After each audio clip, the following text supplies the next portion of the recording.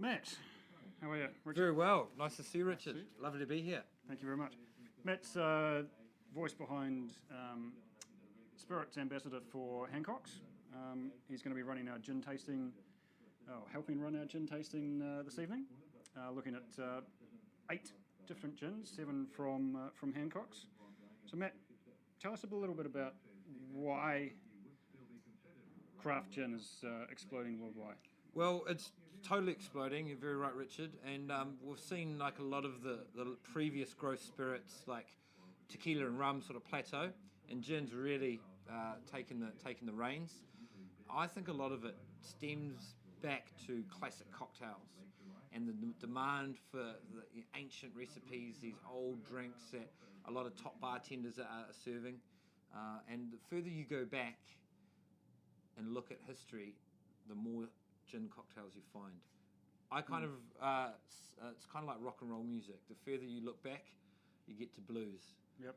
And the further you look back in classic cocktails, you're always going to find, the Martinez, the gin fizz, and the things like the Ramos, Singapore Sling, and these were all originally made with gin.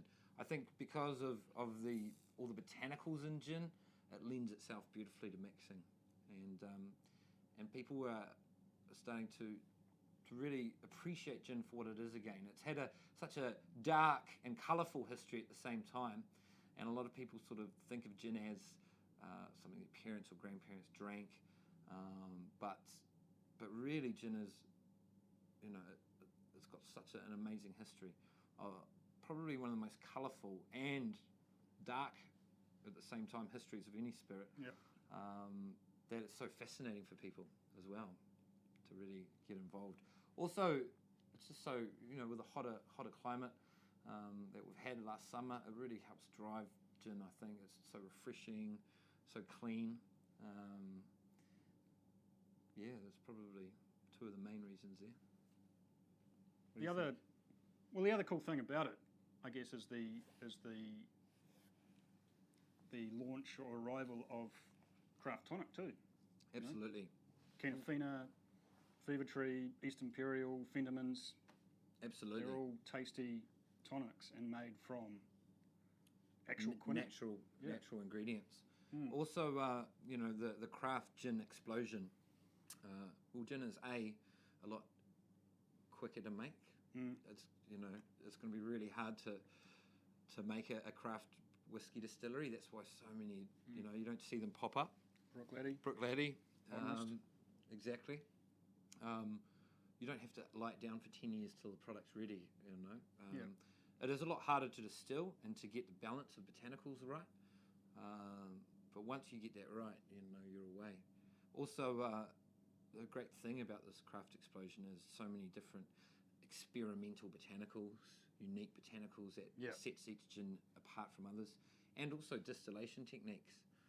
From, for example, the Karoon gin, they're using this copperberry chamber, which is actually a really traditional 2-century-old Celtic way of making gins, to the more modern vacuum distillations that you're seeing in a few products, especially in London.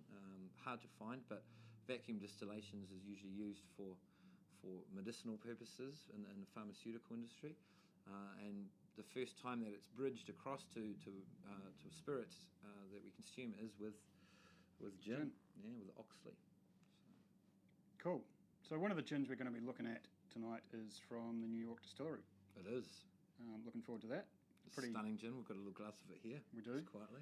Pretty new, from what I understand. Certainly new in New Zealand. Really new in New Zealand. We've had it for 2-3 months. Probably actually a bit longer. Time's going really, really fast. It's probably had it for 6 months now. But it's taking a lot of awards in America. It's relatively new. It was invented by Alan Katz, who was a former slow food chairman of America. Right. And the gentleman that started the Brooklyn Brewery, a guy called Tom Potter. And they've built a 10,000 square foot distillery, purpose-built distillery in the heart of Brooklyn. And people think, Brooklyn, what a weird area to put a distillery. We'll go back to Prohibition days. They say there were around 10,000 stills in the New York area.